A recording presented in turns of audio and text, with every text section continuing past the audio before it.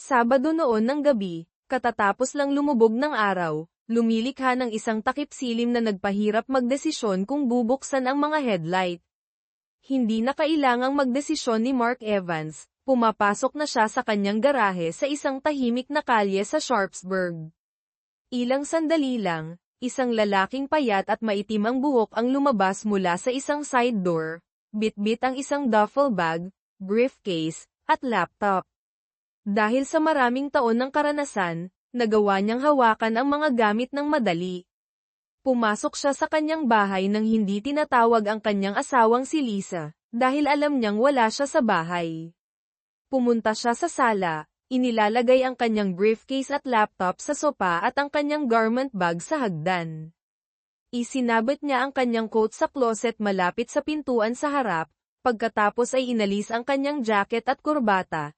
Kinakalag ang mga pang-itaas na butones ng kanyang shirt. Kagagaling lang niya mula sa isang regional meeting ng mga manager sa ABC Industries, bagaman hindi siya teknikal na isang manager, kundi ang top systems analyst, ang kanyang supervisor, na mahusay sa pag-organisa ng staff pero walang alam tungkol sa computer systems, ay kinailangan siya sa meeting sa Pittsburgh.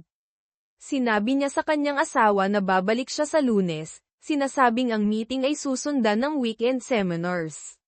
May mga dahilan siya para dito at ayaw niyang bumalik ng masyadong maaga.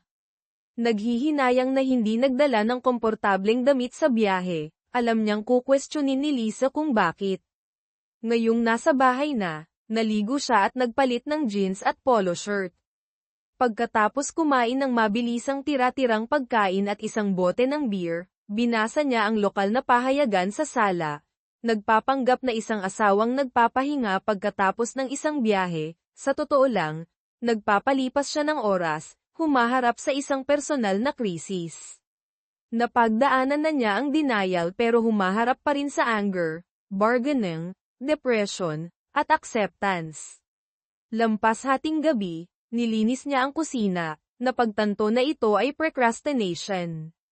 Dahil walang makitang ibang solusyon, nagsuot siya ng light jacket at tumungo sa side door.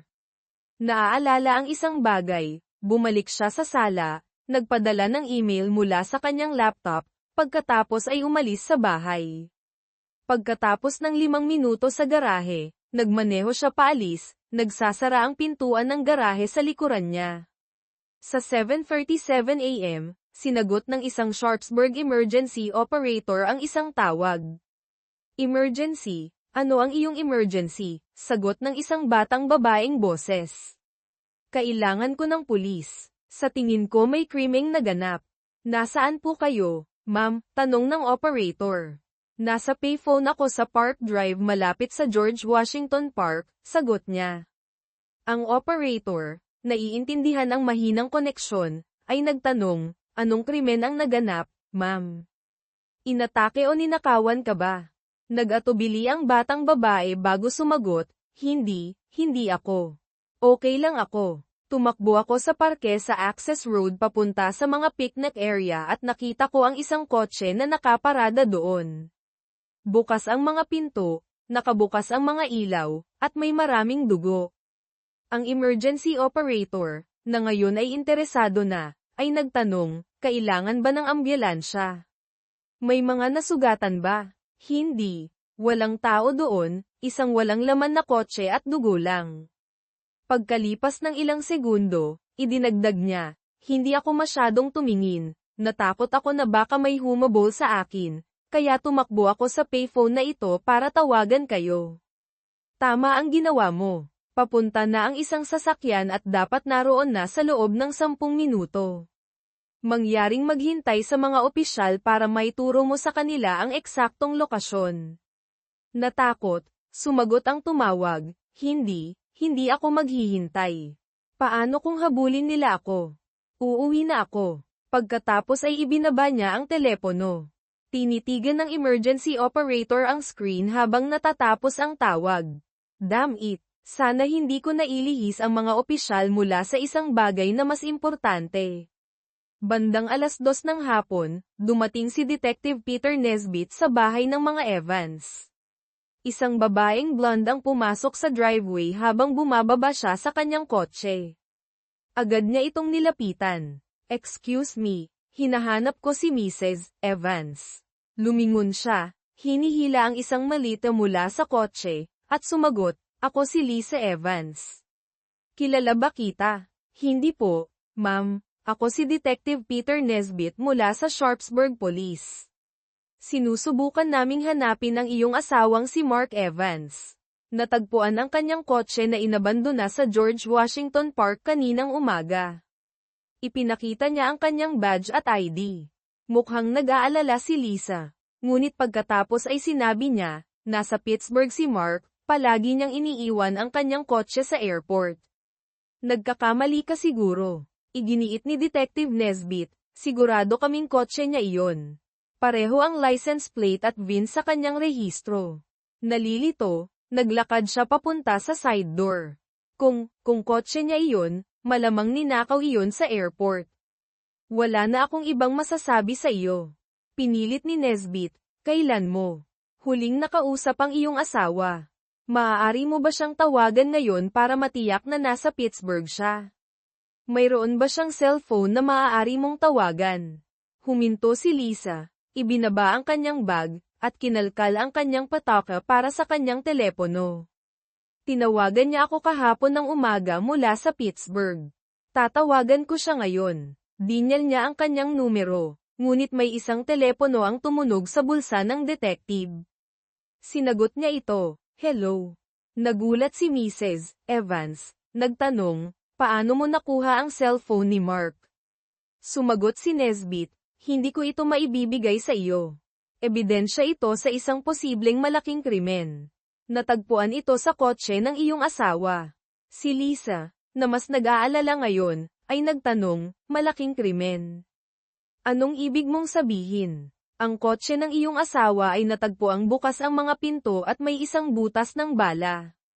Kailangan namin siyang hanapin para alisin siya bilang biktima o sospek. Maaari mo bang tawagan ang kanyang hotel sa Pittsburgh?"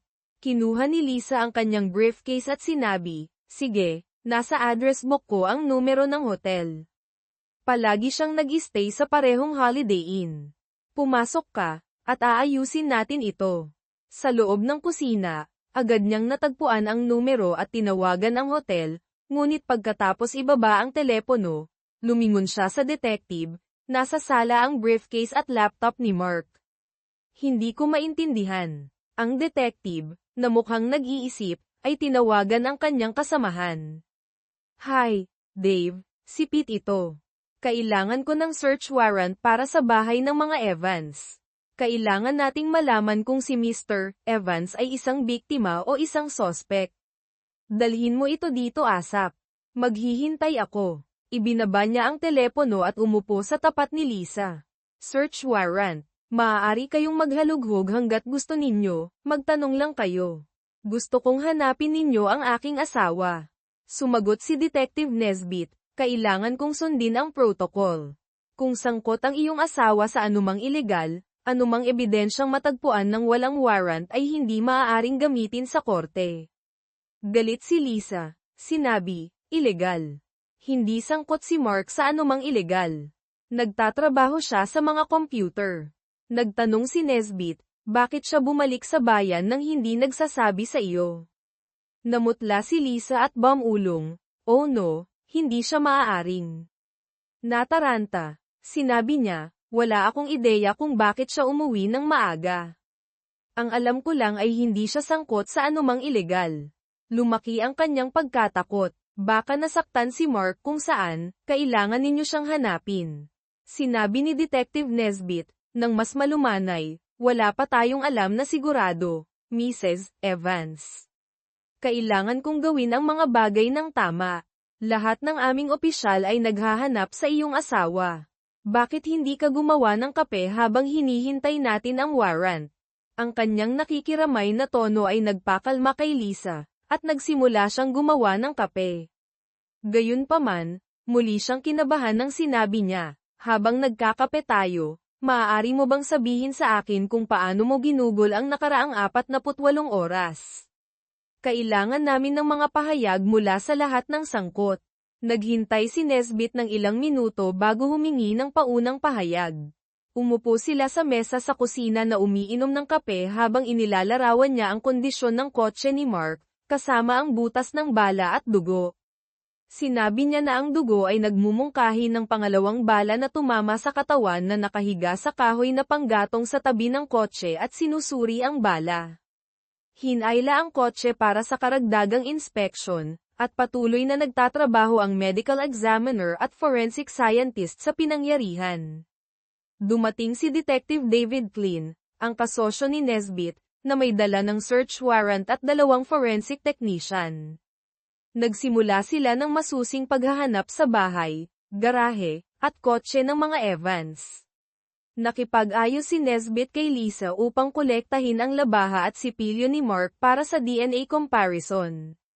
Labis na nabalisa si Lisa kaya hiniling ni Nesbit na manatili siya sa sopa habang tinatapos nila ang paghahanap. Pagkatapos ng 1 oras, nagpasya silang kunin lamang ang briefcase, laptop, at DNA samples ni Mark.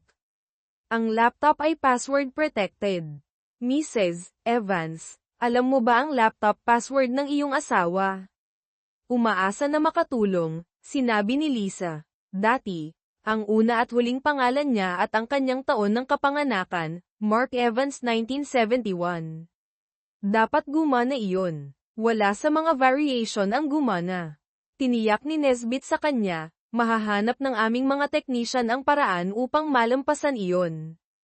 Ang mga gamit ay nakaimbak sa forensic van. Umupo si Nesbit kasama si Lisa upang kunin ang kanyang pahayag.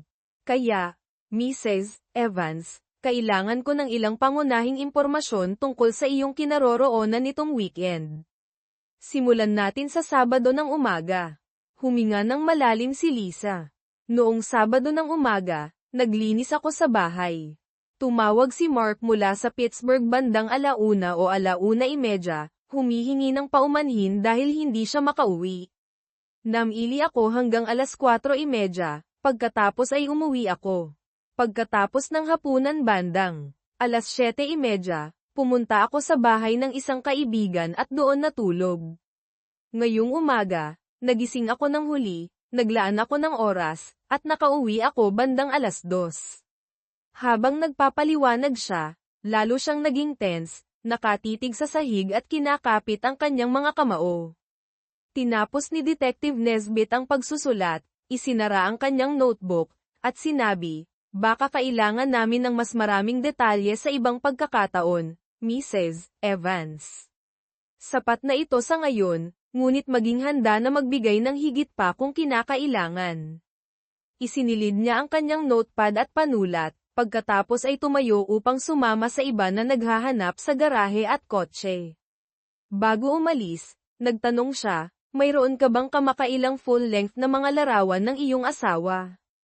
Makakatulong din ang isang magandang headshot, ang mayroon lang kami ay ang kanyang larawan sa driver's license.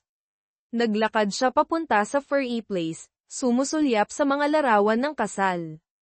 Mabilis na kumuha si Lisa ng isang photo album. Narito ang ilang kamakailang mga larawan, Detective. Pumili ka. Umupo sila ng magkatabi, at pumili si Nesbit ng isang group photo at isang headshot ni Mark. Magiging perpekto ang mga ito. Iniabot ni Lisa sa kanya ang mga larawan, at nagtanong siya, kaanak ba ang lalaki sa larawan? Kung kailangan namin ng DNA sample, makakatulong ang isang miyembro ng pamilya kung hindi namin magagamit ang labaha o sipilyo. Sumagot si Lisa, hindi, iyon si Blakemore, ang matalik na kaibigan ni Mark mula noong elementarya. Walang malapit na kamag-anak si Mark. Nagpasalamat si Nesbit sa kanya at sumama sa iba sa garahe. Si Lisa, na mukhang malapit nang umiyak, ay nanatili sa mesa sa kusina. Nakaramdam si Nesbit ng pakikiramay para sa kanya, nawawala ang kanyang asawa at posibleng sangkot sa isang seryosong insidente. Ang katotohanan na hindi niya alam na nasa bayan siya ay nagdagdag sa misteryo. Tinapos ng mga detective at forensic expert ang paghahanap sa garahe at kotse. Nakakita sila ng mga mantsa ng dugo sa gas at brake pedals ng kotse ni Lisa, na nagtulak sa kanila na ito para sa karagdagang inspeksyon. Habang nagliligpit ang mga teknisyan, pinag-usapan ng mga detective ang kaso. Si Nesbit, nakaharap sa side door, ay nagsabi sa kanyang kasosyo, "Ano ang opinyon mo kay Mrs. Evans?" "May mga duda ako, lalo na sa dugo sa kanyang kotse." Sumagot ang kanyang kasosyo, "Mukha siyang nag-aalalang asawa, ngunit mahirap sabihin sa ngayon. Hindi tayo dapat magmadali sa conclusion." Nagpasya si Nesbit, "Tingnan natin ang kanyang reaksyon kapag sinabi natin sa kanya ang tungkol sa dugo at pagtow sa kanyang kotse." Kumatok sila at pumasok sa kusina, na ginulat si Lisa, na nasa kanyang cellphone.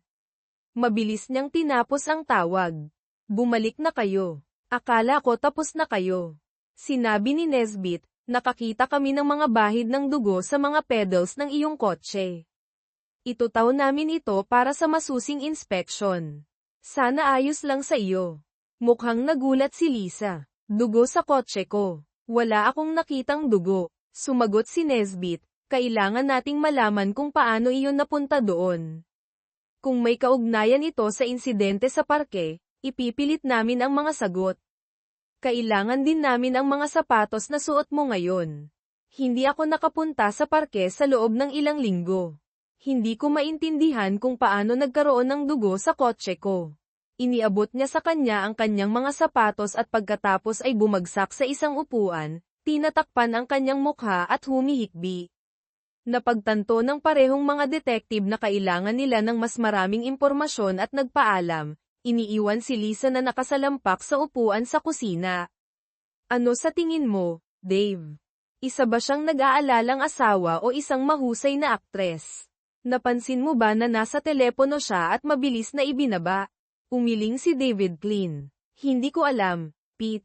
Mukha siyang sincere, ngunit kung ang dugo sa kanyang kotse ay sa kanyang asawa, maaaring sangkot siya. Dapat nating kausapin ang kanilang mga kaibigan at kapitbahay. Baka may alam ang isang tao. Malamang kausap niya ang kanyang matalik na kaibigan. Oo, ang paghahalukay ay maaaring makatulong.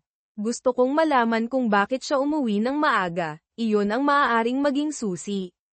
Ibinulsa ni Detective Nesbit ang mga sapatos bilang ebidensya. Dahil magkahiwalay silang dumating, nagmaneho silang pabalik sa istasyon ng mag-isa, bawat isa ay sinusubukang unawain ang mga pahiwatig. Ginugol nila ang natitirang bahagi ng kanilang shift sa mga ulat. Kinabukasan, dumating ng maaga sina Peter at Dave, sabik na sumabak sa kaso. Sinalubong sila ng forensics at medical examiner reports. Inabot ng 1 oras para basahin ang mga ito. Napansin ni Peter, pareho ang itinuturo ng mga ulat, ngunit hindi tayo dapat magmadali. Tingnan natin kung ano pa ang mahahanap natin mula sa computer. Samantala, dapat nating kausapin ang kanyang abogado at mga kasamahan. Sumang-ayon si David, at binisita nila ang abogado ni Mark, si Robert Graham, na agad silang binigyan ng ilang minuto ng kanyang oras. "Hindi ko maaaring talakayin ang legal na sitwasyon ng aking kliyente. Ano ang kailangan ninyo, Detective?" Sinabi ni Detective Nesbit, "Kailangan namin ng kumpirmasyon ng mga email na ito na ipinadala sa iyo mula sa computer ni Mark Evans. Gusto naming tiyakin na hindi lamang mga draft ang mga ito." Inabot niya ang 4 na pahina. Kinumpirma ng abogado, ang mga ito ay mga orihinal. Maaari kong kumpirmahin ang pagtanggap. Nagpasalamat ang mga detective sa kanya at tumungo sa kanilang kotse, nagpapalitan ng mga ngiti. Papunta sa ABC Industrial. Sinabi ni Peter, "Gaya ng nabanggit mo, karaniwang sangkot ang asawa, ngunit mayroon pa tayong dapat gawin sa trabaho ni Mark." Dinala sila sa opisina ng kanyang supervisor. Nanguna si Detective Klein. "Iniimbestigahan namin ang pagkatagpo ng kotse ni Mark Evans sa George Washington Park. Maaaring nabasa ninyo na ito. Mayroon kaming ilang mga tanong." Tiniyak sa kanila ng boss ni Mark ang kanyang kooperasyon. "Mahalagang empleyado si Mark. Ano ang kailangan ninyong malaman? Una, dapat bang manatili si Mark sa Pittsburgh hanggang Biyernes ng gabi? Iniulat na mayroon siyang mga seminar sa Sabado at Linggo. Kailangan nating kumpirmahin ang kanyang schedule. Mabilis na sumagot ang boss ni Mark, walang mga kaganapan na naka-schedule si Mark para sa weekend. Inaasahan ko siyang babalik noong Biyernes ng gabi. Itinala ito ni Detective Klein at nagpatuloy, may napansin ka bang anumang kakaiba kay Mark kamakailan? Anumang bagay sa kanyang isip? Nag-isip ang boss saglit. Pagkatapos ay sumagot, mukhang maraming iniisip si Mark kamakailan. Tinanong ko kung mayroon siyang anumang problema, ngunit sinabi niya na ayos lang ang lahat. Madalas siyang nagmumuni-muni. Akala ko nagtatrabaho lang siya ng husto. Nagpasalamat ang mga detective sa kanya at bumalik sa kanilang kotse, nararamdaman na gumagawa sila ng progreso.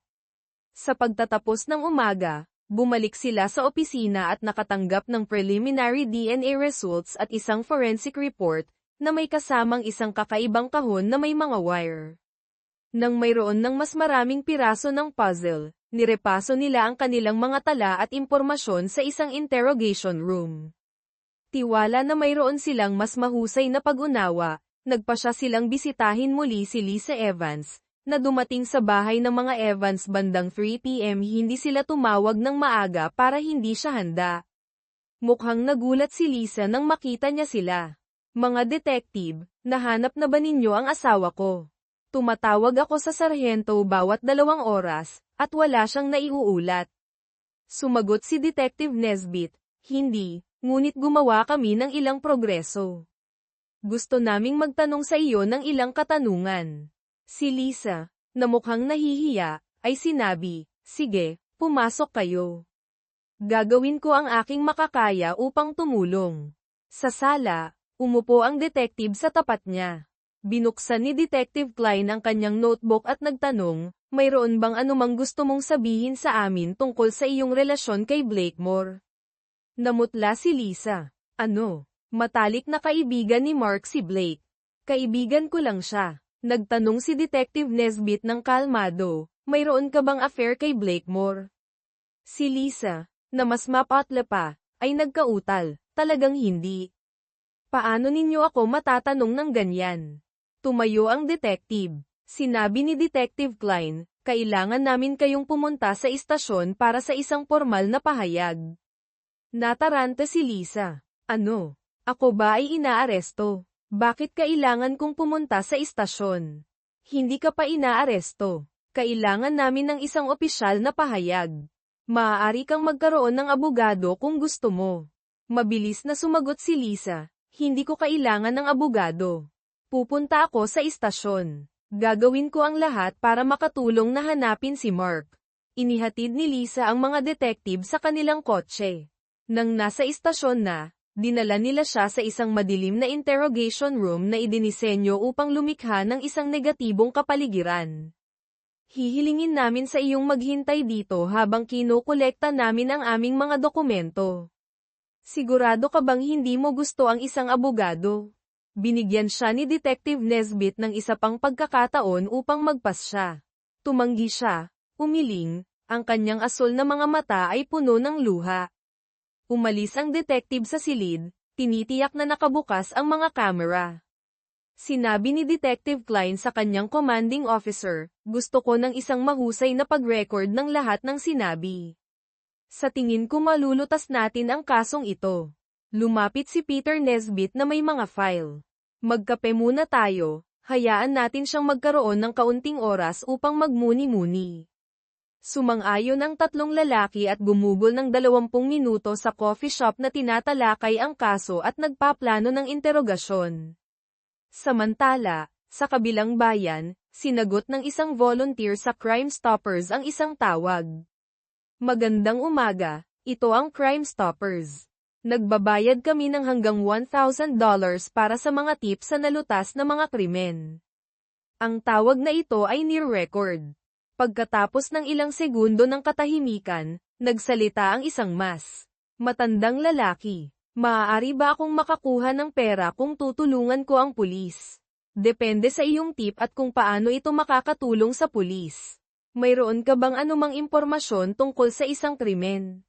Nagkaroon ng isa pang paghinto bago sinabi ng tumatawag, makukuha ko ba kaagad ang pera?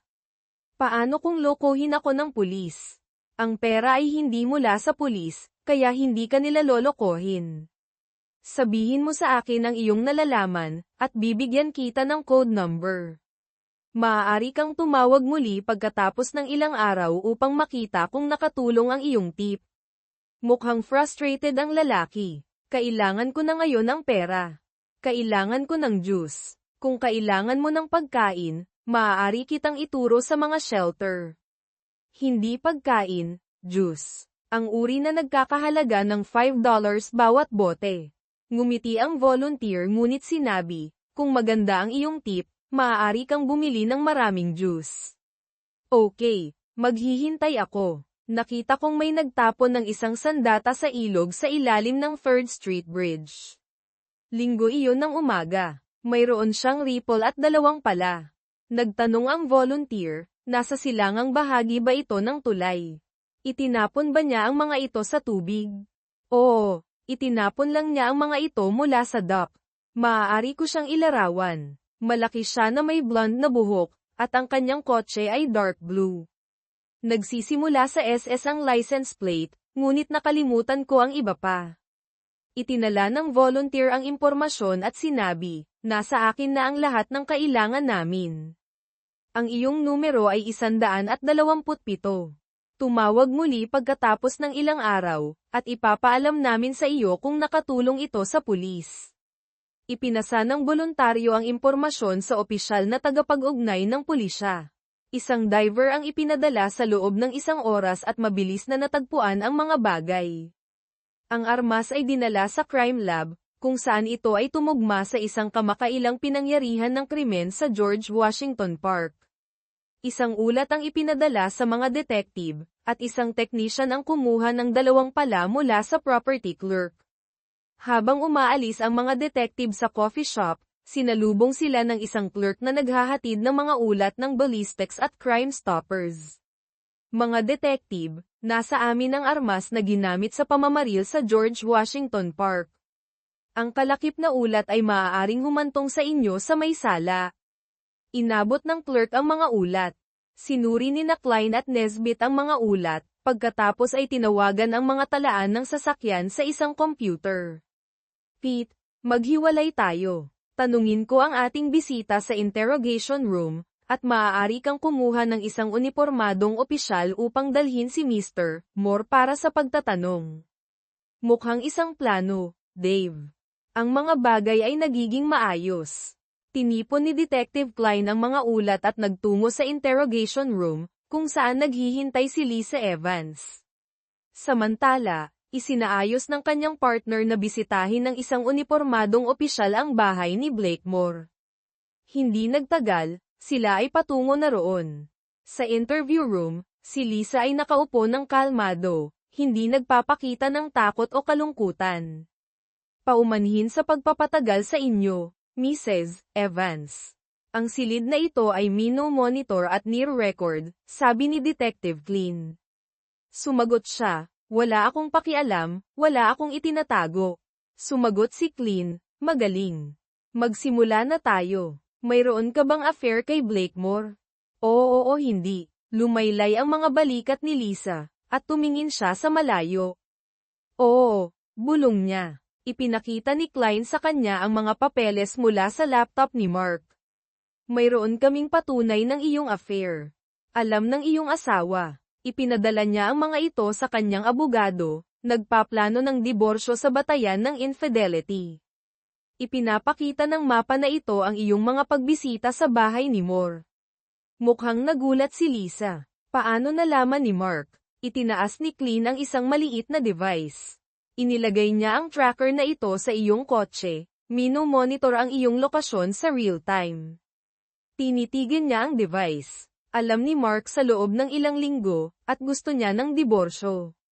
Nagsimula siyang umiyak. Ipinagpatuloy ni Klein, dinokumento ni Mark ang iyong mga interaksyon kay Moore. Ang huling mapa ay mula noong Sabado ng gabi nang siya ay nawala. Nag-email siya sa kanyang abogado na sinasabi na haharapin niya kayo at natatakot siyang maaresto. Sabi ni Lisa, ngunit hindi nagpakita si Mark sa bahay ni Blake. Ginugol ko ang gabi doon. Sumagot si Klein, ipinapakita ng mga preliminary na resulta ng DNA na ang dugo sa parke ay sa kanya. Natagpuan namin ang armas na ginamit, na nauugnay sa iyong kasintahan. Ang tanong ay, hanggang kailan mo ito itatago? Giit ni Lisa, walang ginawa si Blake kay Mark. Magkasama kami buong gabi. Idinagdag ni Klein, natagpuan din namin ang dugo ng iyong asawa sa iyong kotse at sa iyong sapatos. Kinukuha na ng aking partner si Mr. Moore ngayon. Sino man ang magsabi sa amin kung ano ang nangyari at kung saan matatagpuan ang katawan ni Mark ay makakakuha ng mas magandang deal. Tahimik si Lisa, halatang halata na nagulat habang tinipon ni Klein ang mga papeles at naghintay sa kanyang sagot. Inabot ni Detective Klein kay Lisa ang mga ulat ng pagsusuri ng dugo, ngunit bahagya niya itong sinulyapan. Hindi maaaring patay si Mark. Mahal ko siya. Kailangan ko siya. Humihikbi siya. Halatang halata na labis na nababagabag. Sasabihin din iyan ni Blake sa inyo. Kung nasaktan si Mark sa parke, wala kaming kinalaman doon. Umiyak siya sa isang gusot na basa na panyo. Binigyan siya ni Detective Klein ng ilang minuto upang makabawi. Nang mukhang mas kalmado na siya, sinabi niya, walang alinlangan na patay na ang iyong asawa. Ipinasya ng medical examiner na mayroong higit sa 75% na posibilidad batay sa pagkawala ng dugo at ang kawalan ng paggamot sa anumang pasilidad sa county. Inabot niya sa kanya ang ulat at mga larawan ng pinangyarihan. Nang makita ang madugong mga larawan, sumiklab muli siya sa pag-iyak. Iiwan ko muna kayo ng ilang minuto para mag-isip. Hindi mo tinutulungan ang iyong sarili sa pamamagitan ng pagtanggi sa responsibilidad. Umalis si Klein sa silid, inilagay ang mga ulat sa kanyang desk, at umiling. Habang dumadaan siya sa kanyang commanding officer, nagtungo siya sa break room para sa kape, habang mino-monitor ng kanyang commander si Lise sa camera ng interrogation room. Si Detective Nesbeth, na nag-iisip tungkol sa kaso, ay nagmaneho patungo sa bahay ni Blakemore, nakasalubong doon ang isang patrol car. Halos nagulat si Nesbeth nang agad na sagutin ni Blakemore ang pinto. Oo, mga opisyal, paano ko kayo matutulungan? Tanong ni Moore, nang makita ang pulisya. Nagpakilala si Detective Nesbeth. Ako si Detective Nesbeth, narito tungkol sa pagkawala ni Mark Evans. Kailangan ka namin sa istasyon para sa pagtatanong. Naroon ngayon si Mrs. Evans, at mayroon kaming mga katanungan na nangangailangan ng iyong input. Tanong ni Moore, ako ba ay arestado? Alam kong nawawala si Mark, ngunit hindi ko alam kung paano ako makakatulong. Mayroon kaming mga katanungan na maaari mong matulungan na sagutin. Sumama ka sa amin. Hindi ka arestado. Si Moore, masyadong natigilan upang lumaban, ay sumama sa kanila sa unmarked car. Umupo siya sa likod, sumusunod sa protocol ng departamento. Bumaling si Detective Nesbit sa kanyang partner. Magtungo na tayo sa istasyon. Sa daan, tinanong ni Nesbit si Moore, gaano mo kakilala si Mrs. Evans? Siya lamang ang asawa ni Mark sa akin. Bakit mo tinatanong? Sagot ni Moore, nag-uusisa lang. Ano ang ginagawa mo, Mr. Moore? Nagpapatakbo ako ng isang landscaping company, Moore's Landscaping. Marami kaming komersyal na trabaho, kahit na para sa lungsod, sabi ni Moore, bahagyang nakaka-relax. Sa istasyon, si Moore ay inilagay sa isang interrogation room sa tabi ng kay Lisa. Tinipon ni Detective Nesbeth ang mga folder ni Klein at sinimulang tanungin si Moore. Noong una, itinanggi ni Moore ang affair, ngunit ang ebidensya mula sa mga email at surveillance report ay nagtulak sa kanya na umamin. Inamin niya na ang affair ay tumagal ng halos 4 na buwan, ngunit iginiit na wala sa kanila ang nakasakit kay Mark, at hindi sila umalis sa kanyang bahay noong gabing nawala si Mark. Habang pinipilit siya ni Nesbit, nagmungkahi si Moore ng isang bagong teorya. Kung nalaman ni Mark ang tungkol sa amin, maaari siyang nagalit, o kumuha pa ng isang tao upang magmukhang kami ay kasangkot. Mayroon kaming kasaysayan ni Mark. Sumagot si Nesbit, Nasa amin ang armas na ginamit, inilarawan ng isang saksi na nakita ka sa iyong kotse, at nagbigay ng karamihan sa iyong numero ng plaka. Huwag mong subukang sabihin na binuo ka ni Mark gamit ang isang detalyadong pagpapakasira sa sarili. Si Blakemore ay naging balisa at sinabi, hindi mo kilala si Mark. Kami ay magkaibigan mula pa noong elementarya, ngunit natutunan ko na huwag makialam sa kanyang mga kasintahan, o sa kanyang asawa. Noong high school, nakipag-date ako sa isa sa kanyang mga kasintahan sa likod niya. Nang malaman niya, tinakot niya ako kahit na mas malaki at mas malakas ako. Binalaan niya ako na lilikedatin niya ako kung gagawin ko ulit iyon. Ang detective, bahagyang natatawa, ay sumagot, kaya natatakot ka sa kanya, ngunit nagkaroon ka pa rin ng affair sa kanyang asawa. Si Blake, na kumakalma, ay sinabi, hindi ko siya mapigilan. Nagtayo ito sa loob ng maraming taon, at ilang buwan na ang nakalipas ay gumawa ako ng hakbang. Nagkikita kami simula noon. Hindi ako makapaniwala na nalaman niya. Kami ay sobrang ingat. Sinuri ng detective ang mga ulat. Ang mga affair ay kadalasang humahantong sa homicide. Sa tingin ko ikaw at si Lisa ay nagplano nito. Maaari kang magsalita ng malinaw o harapin ang maximum penalty. Iyong pagpili, giit ni Blake, wala kaming kinalaman doon. Kung nalaman ni Mark, maaari siyang gumawa ng isang bagay na marahas, marahil ay binuo niya kami. Sinabi ni Detective Nesbeth, sapat na ang mayroon kami upang saliksikin ang iyong bahay, kotse, at opisina. Umamin ka ngayon para sa leniency. Gamitin mo ang iyong ulo, Blake. Si Blake, na nagalit, ay sinabi, hindi ko sinaktan si Mark. Marahil may ginawa si Lisa, ngunit wala akong alam tungkol dito. Kinuha ng detective ang kanyang mga papeles at umalis sa silid, na sinasabi, kapag nagtutulungan ang mga kriminal, ang isa ay laging sinusubukan na sisihin ang isa. Hindi ka aalis kahit kailan. Sa labas, nakita ni Detective Nesbeth ang kanyang partner na may isa pang ulat. Ang mga pala na natagpuan sa ilog ay mula sa Morse Landscaping. Iniisip ng mga lalaki na ito na hindi namin malalaman, sabi ng kanyang partner. Ipinakita ng mga detective ang kanilang ebidensya sa district attorney. Sa kabila ng kawalan ng katawan, sapat na ang ebidensya upang magsampa ng mga kaso. Pagkalipas ng kalahating oras, kinasuhan sina Lisa Evans at Blakemore ng homicide ni Mark Evans. Ipinahayag nila ang kanilang kawalang sala habang binabasa ang kanilang mga karapatang Miranda. Matapos ang arraignment, kinuhaan sina Lisa at Blake ng fingerprint at larawan, hindi na kailangang sabihin sa kanila na huwag ngumiti habang sila ay pinabalik sa kanilang mga selda. Nagsalita sila sa unang pagkakataon mula nang sila ay kasuhan. Ano ang gagawin natin, Blake? Hindi nila maaaring paniwalaan na may ginawa tayo kay Mark, hindi ba? Tanong ni Lisa, na naghihikbi pa rin.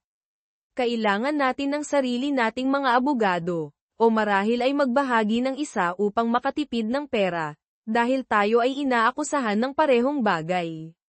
Ngunit mali ang lahat ng ito. Sa tingin ko binuo tayo ni Mark, sabi ni Blake, na bigo. Hindi mo maaaring paniwalaan iyon, hindi ba? Bakit gagawin ni Mark ang gayong mga extreme? Tanong ni Lisa, na nagulat. Sa tingin ko hindi mo kilala si Mark gaya ng iniisip mo. Nagtataka ako na hindi siya gumawa ng isang bagay na marahas nang malaman niya ang tungkol sa amin. Kung naisip kong malalaman niya, hindi kita hahawakan, sagot ni Blake, na umiiling. Ikinwento ni Blake kay Lisa ang isang nakaraang insidente nang palihim siyang nakipag-date sa kasintahan ni Mark. Nakatayo sa tabi ng mga rehas ng selda, na pinaghihiwalay ng isang konkretong pader, madali silang mag-usap.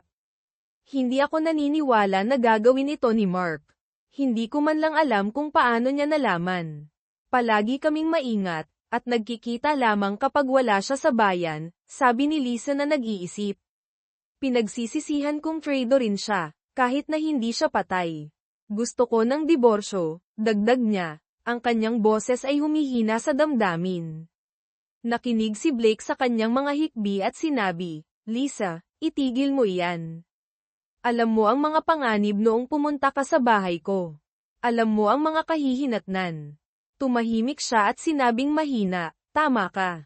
Sana mapatawad niya ako. Pagkatapos ng isang paghinto, iminungkahi ni Lisa, maaari kong tawagan si Robert Graham, ang aming abogado. Maaari niya tayong parehong irepresenta at hatiin ang mga gastos. Sumang-ayon sila, at kumuha si Lisa ng atensyon ng isang opisyal upang tumawag. Gayunpaman, tumanggi si Robert Graham dahil sa kanyang pakikilahok sa mga pagliliti sa diborsyo ni Mark, na inirerekomenda ang kanyang kasamahan, si Basil Smith, sa halip. Sumang-ayon si Lisa, at papunta na si Smith. Natuwa si Blake na marinig ito at nagpasalamat kay Lisa. Naghintay sila sa kanilang mga selda hanggang sa dumating si Basil Smith, isang veteranong abogado. Ang mga pagpapakilala ay maikli, at sinuri ni Smith ang mga kaso. Kaya kayong dalawa ay kinasuhan ng homicide ni Mark Evans. Ano ang sinabi sa inyo ng mga opisyal? Tanong ni Smith. Mrs. Evans, ikaw muna, ang mga pangunahing punto lamang. Ikinwento ni Lisa ang kanyang kwento, na nagtatapos sa pagluha. Wala akong kinalaman doon. Mahal ko si Mark. Hindi ko siya kayang saktan. Bumaling naman si Smith kay Blake. Ikaw naman, sa madaling sabi. Ibinuod ni Blake ang kanyang karanasan, na iginiit, wala kaming kinalaman sa pagkawala ni Mark. Sa tingin ko inorganisa ito ni Mark upang buuin kami. Si Smith, na nakadarama ng pagmamadali, ay sinabi, kailangan naming mag-focus sa pagpapalabas sa inyong dalawa dito. Ang piyansa ay malamang na itatakda sa $100,000 bawat isa. Magiging problema ba iyon? Si Lisa, na nagulat, ay nagtanong, kailangan ko ba ng $100,000 para sa piyansa? Hindi, 10% lamang, o $10,000 cash, para sa bail bond, tiniyak ni Smith sa kanya. Sumang-ayon sila na kaya nilang pamahalaan ang piyansa at sabik na makalaya. Ipinagbigay alam ni Smith sa kanila, kayo ay i-arraign bukas ng umaga. Itatakda ang piyansa noon, at gagawa kayo ng mga kaayusan upang makalabas. Maghanda na gumugol ng gabi dito. Parehong nagpakita ng masamang reaksyon ang mga kliyente sa pahayag ng abogado. Ipinaliwanag niya na wala siyang magagawa hanggang sa may sampa ang mga kaso. Kapag nakalabas na sila, makikipag-usap siya sa district attorney upang i-unseal ang ebidensya at mas maunawaan ang kanilang kaso. Ibininalak sila sa kanilang mga selda, kung saan walang natulog ng maayos, binigyan ng mamantikang takeout na pagkain, isang kumot lamang, at maingay na mga kasama sa selda. Kinabukasan ng umaga, ng 10:00, nakipagkita sila sa kanilang abogado bago ang korte. Sa kabila ng kanilang gusot na hitsura, ipinasok nila ang kanilang mga plea ng hindi nagkasala, at ang piyansa ay itinakda sa $100,000. Si Blake, na nagmamay-ari ng isang bahay at negosyo, ay mabilis na nakipagnegosasyon ng isang $10,000 bond at pinalaya sa unang bahagi ng hapon. Si Lisa ay hindi gaanong pinalad. Dahil walang nag-iisang pagmamay-ari ng kanyang bahay at natagpuan ang kanyang savings account na walang laman, kinailangan niyang tawagan ang kanyang mga magulang para sa tulong. Pagkatapos ng maraming paghimok, sumang-ayon silang magbigay ng $10,000, gayunpaman, ang pagkaantala ay nangahulugan na ginugol niya ang isa pang gabi sa kulungan, sa pagkakataong ito kasama ang 2 tipsy na kasama. Kinabukasan, matapos malutas ang mga usapin sa pananalapi, pinalaya siya, umuwi, naligo, at hindi pinansin ang mga papasok na tawag. Lumipas ang sumunod na buwan ng mabilis. Nalaman ni Lisa na binawi ni Mark ang pera mula sa kanilang account upang protektahan ang kanyang bahagi bago ang kanilang diborsyo. Natanggap niya ang mga papeles ng diborsyo nang hindi nalalaman kung ano ang ginawa niya sa pera. Nakipagkita sina Lisa at Blake kay Basil Smith ng ilang beses. Nakatanggap si Smith ng mga kopya ng ebidensya at nagplanong makipagkita sa district attorney upang ipawalang bisa ang mga kaso, na pinagtatalunan ang kahirapan ng pagkakaroon ng isang hatol na walang katawan o saksi.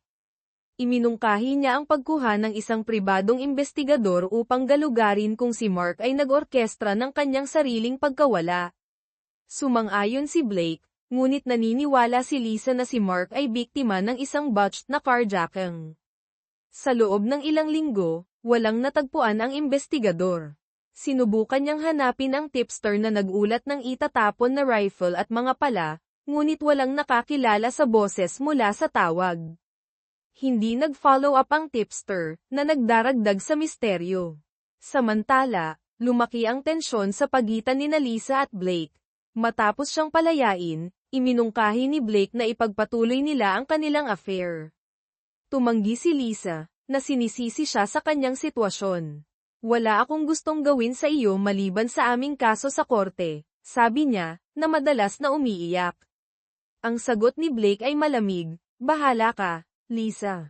Hindi ka nag-iisang babae sa bayan. Nagsalita lamang sila sa kumpanya ng kanilang abogado, pinapanatili ang kanilang distansya kung hindi man. Ang kanilang affair ay naging sobrang lamig. Pagkalipas ng isang buwan mula nang sila ay palayain, isinaayos ni Basil Smith ang isang pagpupulong kay District Attorney Jeff Bagden. Inaasahan ni Lisa at Blake na ibabagsak ang mga kaso, dahil sila ay ginulo ng mga tanong tungkol sa kanilang relasyon. Nag-screen sila ng mga tawag gamit ang caller ID at answering machine, sabik na linisin ang kanilang mga pangalan at sumulong. Si Jeff Bagden, nakakagulat na bata at nakaistilo, ay nagsimula, tatanggap ko lang ng mga huling ulat mula sa medical examiner at pulisya. Batay sa ebidensya, nag-aalok ako ng isang pinababang sentensya ng 8 hanggang 12 taon para sa isang guilty plea sa second-degree homicide. Nagulat sina Lisa at Blake, na malakas na ipinapahayag ang kanilang kawalang sala. Ang kanilang abogado, na sinusubukang pakalmayin sila, ay nagtanong kung paano binigyang katwiran ni Bagden ang alok. Ipinaliwanag ni Bagden, mayroon kaming bagong ebidensya. Ang DNA mula sa dugo sa plaka at trunk gasket ng iyong kotse ay tumutugma sa kay Mark Evans. Karagdagan pa, ang itim na polyethylene na natagpuan sa ilalim ng kotse ni Mark ay tumutugma sa material mula sa iyong negosyo sa landscaping. Galit na inakusahan ni Lisa si Blake, ano ang ginawa mo? Sumabog si Blake, alam mo na wala akong kinalaman doon. Kasama mo ako nang mangyari iyon. Namagitan si Basil Smith, na pinapahinahon silang dalawa. Hinarap niya si Bagden, paumanhin sa aking mga kliyente, inaasahan namin na ibabagsak ang mga kaso, at nagulat sila sa iyong pahayag. Si Bagden, na naaaliw, ay sumagot, naiintindihan ko, ngunit mayroon kaming sapat na ebidensya upang magtungo sa paglilitis. Kinukumpirma ng ulat ng medical examiner na ang biktima ay nawalan ng labis na dugo upang mabuhay. Ipinapahiwatig ng pinangyarihan ng krimen na ang katawan ay kinaladkad at isinakay sa isang kotse. Tiwala ang prosecution. Inabot ni Bagden ang mga ulat at umalis. Nagmamadaling nakipag-usap sina Lisa at Blake kay Smith, na sinabihan silang tumahimik. Sinabi niya, alam kong nagulat kayo. Huwag kayong mag-away. Kailangan naming malaman ang isang depensa. Gusto ninyong tanggihan ang plea deal. Parehong tinanggihan ang deal, kumbinsido na hindi sila mahahatulan. Sumang-ayon si Smith na maghanda para sa paglilitis. Pagkaalis nila, sinuri ni Smith ang mga ulat, na nagtatanong kung nagsasabi ng totoo ang kanyang mga kliyente. Sa kabila ng kanyang mga pag-aalinlangan, siya ay nakatuon sa pagtatanggol sa kanila. Makalipas ang ilang buwan, nagsimula ang paglilitis. Umupo si Hukom Robert Cox sa kanyang upuan ng 10 a.m. noong Lunes. Umupo si Basil Smith sa pagitan ni Lisa at Blake upang pamahalaan ang kanilang tensyon. Isaalang-alang na sana niya ang pagmumungkahi ng magkahiwalay na mga abogado, ngunit hindi nila kaya ito. Nahihirapan ang negosyo ni Blake, at umalis si Lisa sa kanyang trabaho dahil sa stress ng paglilitis at mga kahirapan sa mga kaibigan ng kanyang nawawalang asawa. Sinimulan ni District Attorney Jeff Bagden ang kanyang opening statement, na direktang tinutugunan ang mga miyembro ng hurado. Wala kaming katawan ni Mark Evans, ngunit balak naming patunayan na siya ay patay na at na ang mga akusado ay nagkasala ng kanyang homicide. Ibinunyag niya na ang mga akusado ay mayroong affair, na natuklasan ni Mark Evans, na nagtulak sa kanya na magsampa ng diborsyo. Bagamat hindi malinaw kung paano o kailan nalaman ni Mark, ipinakita ng mga bakas sa kanyang computer na alam niya kung kailan at saan sila nagkita. Dinokumento ng mga email ang kanyang mga pagsisikap sa pagsubaybay, mga paghahanda sa pananalapi para sa diborsyo, at ang kanyang intensyon na harapin sila. Hindi namin matukoy kung kailan sila nagkita, ngunit alam namin ang mga resulta. Ipinapahiwatig ng ebidensya na nagkita sila sa tirahan ni Mr. Moore, kung saan si Mr. Evans ay hindi nakakilos, inilagay sa upuan ng pasahero, at dinala sa George Washington Park. Doon, siya ay binaril sa itaas na dibdib habang malamang na walang malay. Siya ay kinaladkad mula sa kotse, itinapon sa lupa, at binaril muli, sa pagkakataong ito ay tumama sa kanyang carotid artery. Ipakikita ng mga graphic na larawan ang kanyang mga huling sandali. Sa puntong ito, nawalan ng composure si Lisa Evans, na nangangailangan ng interbensyon ni Hukom Cox upang maibalik ang kaayusan. Ipinagpatuloy ni Bagden, pagkatapos ng pangalawang putok, si Mr. Evans ay binalot sa plastic, kinaladkad mula sa site, at isinakay sa trunk ni Mr. Moore. Dinala siya sa isang hindi kilalang lokasyon at inilibing. Ang armas ng homicide at mga pala ay itinapon sa ilog, ngunit iniulat ito ng isang nagmamalasakit na mamamayan, na nagtulak sa pulisya na mabawi ang mga ito. Kinumpirma ng forensic analysis ang presensya ng akusado sa pinangyarihan ng krimen. Natagpuan ang dugo ni Mr. Evans sa kotse ni Mr. Moore at sa sapatos ni Lisa Evans. Nagtapos si Bagden, sasabihin ng depensa na wala sila sa pinangyarihan, umaasa sa mga alibay ng isa't isa. Tiwala ako na makikita ninyo ito at hahatulan sila. Sumagot si Basil Smith, na nagbibigay diin sa presumption of innocence at hinihimok ang hurado na tumuon sa ebidensya. Sa kabila ng kanyang mga pagsisikap, nagkaroon ng malakas na epekto ang pahayag ng district attorney. Ang unang saksi, isang computer expert, ay nagpatotoo tungkol sa mga email at mapa na ginamit ni Mark Evans upang subaybayan ang mga pagpupulong ng kanyang asawa kay Mr. Moore.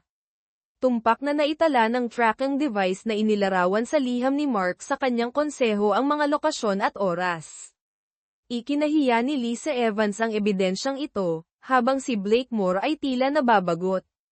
Kaunti lamang ang napala sa cross-examination ni Smith, dahil hindi mapag-aalinlanganan ang device at mga email. Nagtala ang mga reporter, lalo na tungkol sa tracking device, na inaasahan ang interes mula sa kanilang mga mambabasa. Pagkatapos ng isang mahabang break para sa pananghalian, nagpatuloy ang paglilitis sa patoto mula sa emergency operator at dalawang patrolman na unang sumagot.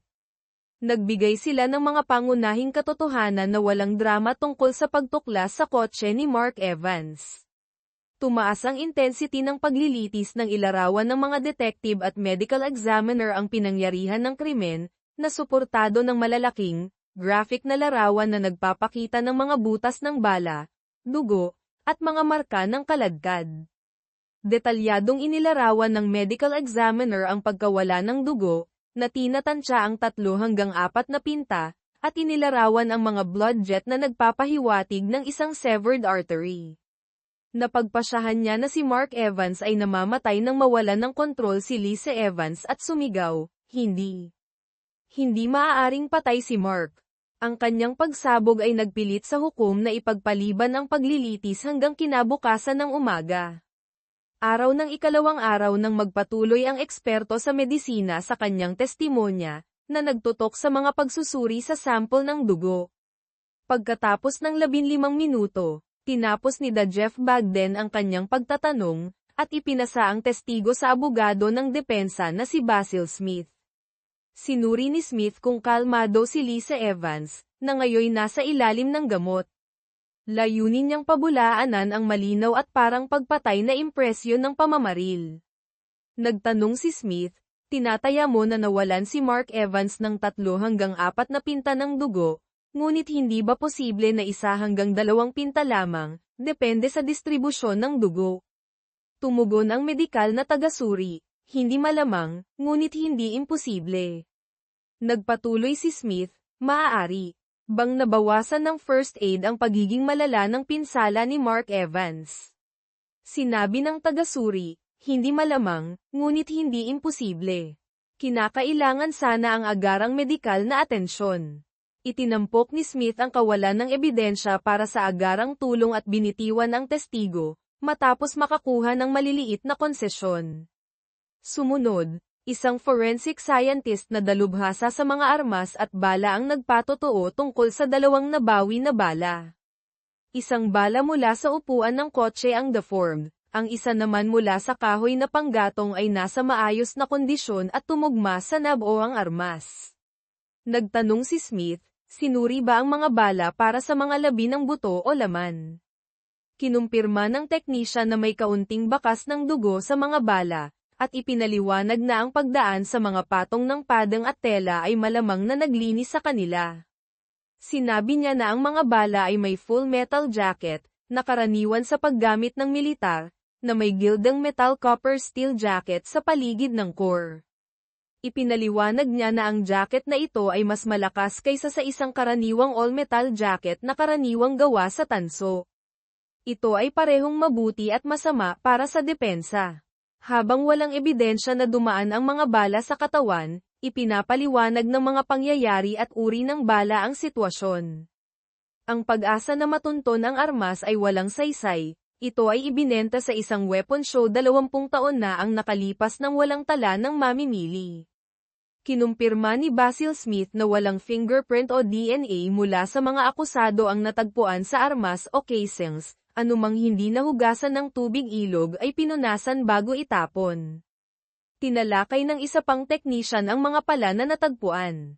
Walang mga fingerprint o DNA, ngunit may tatak ang mga ito na Morse landscaping. 14 na magkakaparehong pala ang natagpuan sa negosyo ni Moore. Walang bagong impormasyon ang nagmula sa cross-examination. Nagpatuloy ang mga testigo mula sa Departamento ng Forensic Science at pulisya buong umaga at hapon. Ang pinakamahalagang cross-examination ni Basil Smith ay nangyari sa isang technician na nakakita ng dugo sa kotse ni Blakemore. Inamin ng technician na maaaring itinanim ng isang third party ang dugo, na nagbigay kay Smith ng maliit na tagumpay.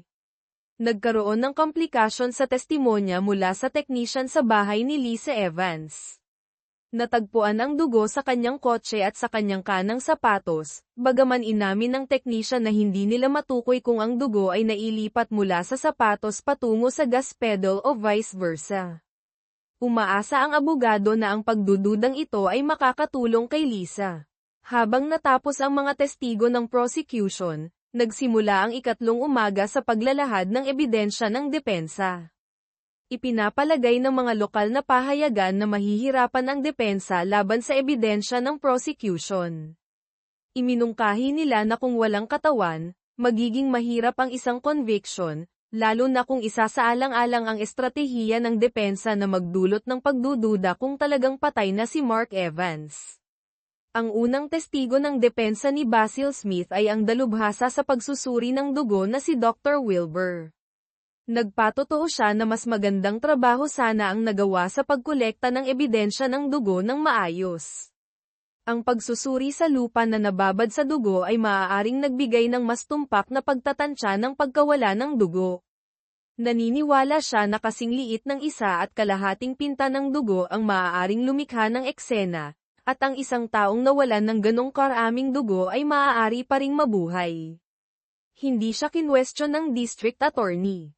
Sumunod, nagpatotoo si Blakemore, na nag-aangking inosente at nagmumungkahi na inayos ni Mark ang kanyang sariling homicide.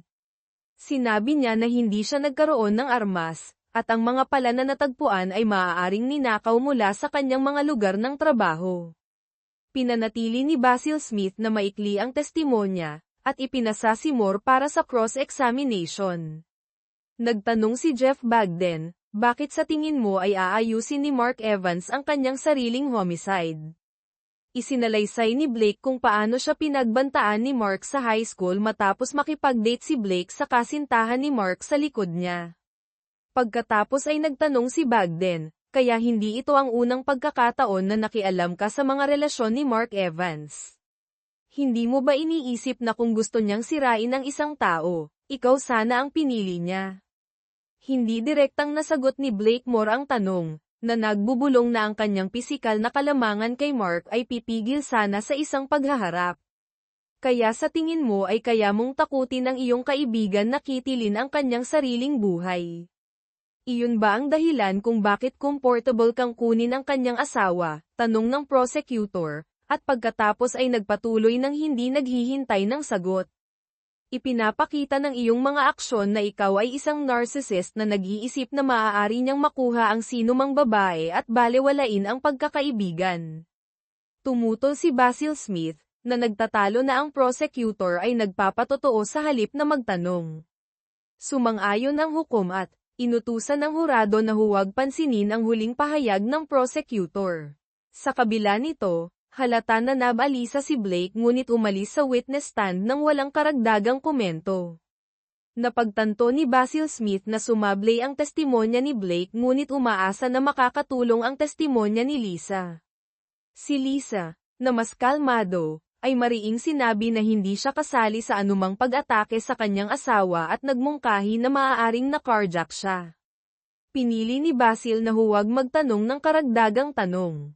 Nagtanong ang prosecutor kay Lisa, nasaan ka sa pagitan ng hating gabi ng Sabado at 2 p.m. ng Linggo?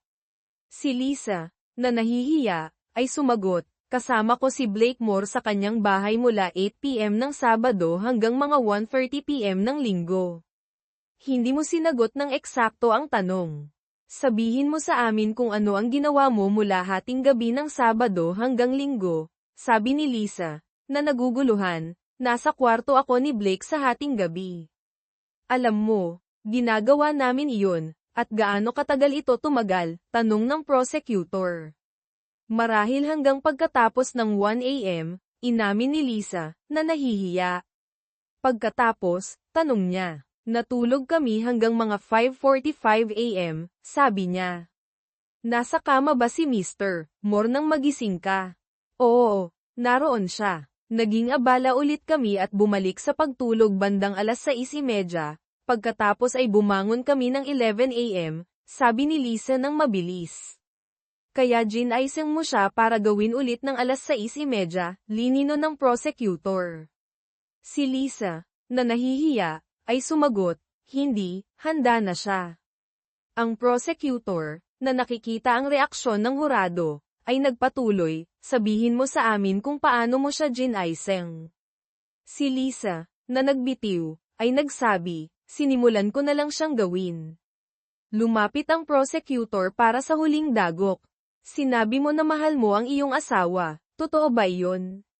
Matapos ang mariing, oo, ni Lisa, nagpatuloy siya, ginugol mo ang gabi sa kanyang matalik na kaibigan habang tinatapos niya ang kanyang buhay. Paano kami maniniwala na hindi ka kasali sa pagtatapos ng kanyang buhay? Tahimik na umiyak si Lisa, na hindi makasagot. Tinapos ni Hukom Cox ang kanyang pagdurusa sa pamamagitan ng pagtatanong kung mayroon pang mga tanong. Nang wala na, inihayag ng hukom ang isang recess para sa pananghalian. Matapos pakalmayan ang sarili, sumama siya sa kanyang abogado, si Basil Smith, para sa isang malungkot na pananghalian. Binalaan sila ng may karanasang abogado na maaaring mapunta ang kaso sa alinmang paraan, sa pribado, pesimista siya, dahil kapwa nagkamali ang mga kliyente sa witness stand. Mabilis na natapos ang sesyon sa hapon nang i-anunsyo ni Smith na wala ng mga testigo ang depensa. Inihanda ng parehong abogado ang kanilang mga closing statement. Binigyang diin ng prosecutor ang napakaraming ebidensya laban sa mga akusado, habang binigyang diin ng depensa ang circumstantial na katangian ng kaso, ang kawalan ng katawan, at ang kawalan ng malinaw na motibo.